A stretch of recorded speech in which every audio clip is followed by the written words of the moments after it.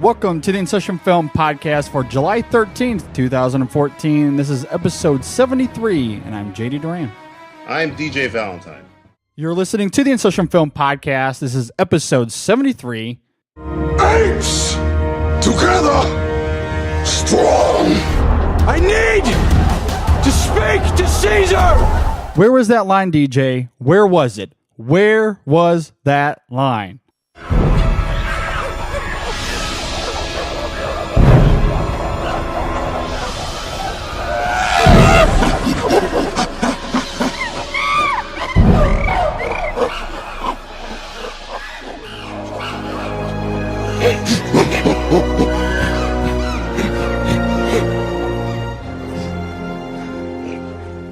We don't mean any harm! They're apes, man. Do you think they understand what you're saying? Do they look like just apes to you? Dad. Malcolm, what are you doing? Dad. Malcolm. It's okay.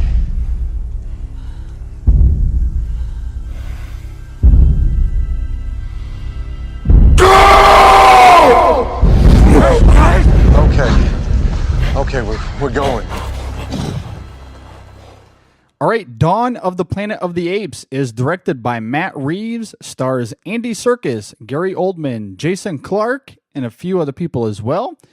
All right, DJ, kick it off for us, man. What did you think about Dawn of the Planet of the Apes? Finally, you have me on here to discuss a good movie. Yeah.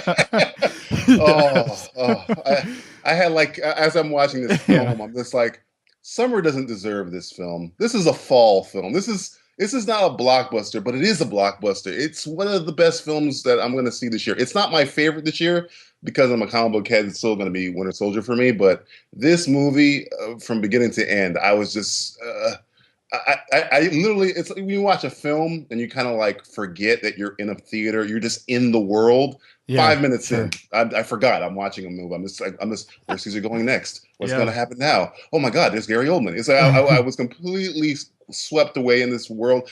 It tops the original, which I love. Rise of the Planet of the Apes. It was one of the big surprise hits for me because I thought that movie was going to be Tim Burton-esque bad. But this movie is like, it takes everything good from Rise and tenfold improves everything. It was great. I loved it. Well, I'm sort of in the same ballpark as you. I really, really like this film. I think for me, though, it's not better or worse than Rise for me. It's just kind of on the same plane. Or maybe a little bit of a better description is, like, I think from the very beginning of Rise, it just went on this like gradual slope upwards to the end of Rise, which I really liked. And then I feel like that momentum just kept going a little bit up and up and up. So, but for me, it's kind of on the same level. Like, I just don't feel like it's better or worse. It's a great continuation. I also feel like this movie is the quintessential example of why I hate movie trailers. Okay. Because it shows you the cool parts. Because this trailer, or all of the trailers, just really overhyped me. There was a couple of big lines that just really rang out loud that I was really looking forward to in this film. And I just got to a point where I was just way, way too excited for this film, I think. So while I liked this movie, it was still just a little bit disappointing to me. It just didn't equate to the film that I had in my head. I will say, though, I love the direction here by Matt Reeves. I think what he does with this film is just incredible. I think the opening sequence is really well done. It's like this harrowing glimpse at the decline of man as we see this quote-unquote simian flu break out. It spreads all across the world, killing just about everyone on the planet, or at least it seems to be the case. And I think it sets the tone immediately. I think it's just fantastic.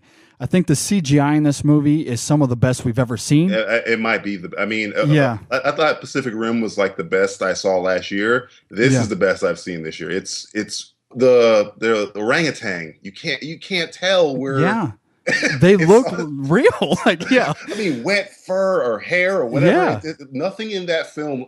I was watching the scene in the beginning. Non-spoiler. There's an animal that the apes are going after.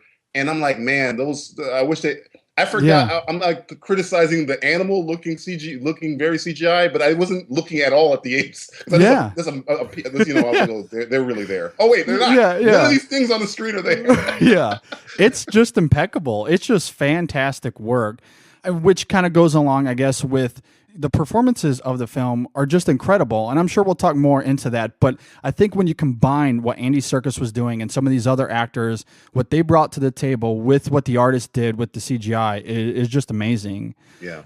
Just on the surface level of the script, to me, it was completely unoriginal. A lot of the script here is something we've seen 100 times before.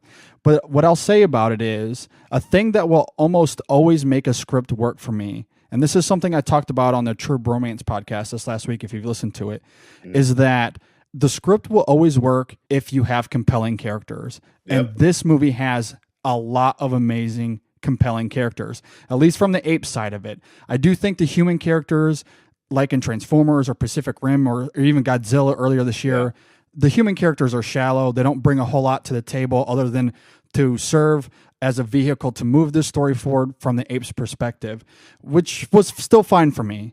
But despite its lack of originality and the human characters, what they were able to do with the apes to me was just amazing. It was just incredible. It's flawless. There's scenes in this movie. I mean, we're talking about originality, and I mean, we've seen Romeo and Juliet story a billion times. This is not Romeo and Juliet, but I'm just saying we've seen different movies use different kind of themes, and what makes those the good separate from the bad is the execution. And the execution in this film, JD said, it's the same story you've seen a million times, but because it's done like flawlessly, it's done well. I mean, we were talking about the human characters. It's because Matt Reeves made a decision in the beginning to say, look, I want this movie to be about the apes. The humans are going to be there, and I'm going to fill them out as much as I can, but it's not about them, really. It's about them, but it's like more about... Caesar is the main character of this movie. He is. Don't get it twisted. It is his story. It's not Jason Clarke. It's not Gary Oldman. Gary Oldman was probably the most fleshed out of the characters, human-wise. But I mean, it's about the apes. And when it comes to the apes filling out, the only person that I thought they never filled out correctly was Cornelia, the wife? Yeah. And I guarantee you on the director's cut, they're going to probably get more into that. But everybody, from Caesar to his child to Koba, we're not even going to get into Koba, Maurice, everybody kind of has, where they're coming from. They feel like real fleshed out characters. Yeah. And I think, and let's start with Caesar, because Caesar to me in this movie, which I loved him in Rise. I absolutely loved him in Rise. But I think what Andy Serkis is doing here is just absolutely riveting from beginning to end. In fact, I wrote on my review for the website, I said, whenever Caesar was not on screen, I was just wanting him to come back immediately. Where is he? Yeah, come Caesar back on screen. Yeah, every time he spoke, it was powerful and almost godlike. Just gave me goosebumps every time I heard him. I was just completely drawn into everything this character was doing. And you're right, you're absolutely drawn into him. And I think the reason I wanted to start it off this conversation by saying that for me, this is a great continuation from Rise. I've seen so many different things online about how this film is quote unquote far superior than Rise, blah, blah, blah. I just can't buy into that because I think what they did with Rise was super crucial into setting up all of the emotional aspects of this film. Because why the son stuff works, why you're still engaged with the wife aspects with Caesar's character is because you're emotionally invested in Caesar already before the opening frame.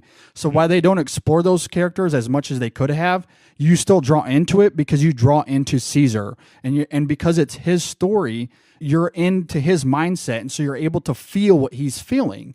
And so for me, I think that's why Rise is such an important part of this film, while a lot of people online are probably not giving it the kind of credit it's due, I think.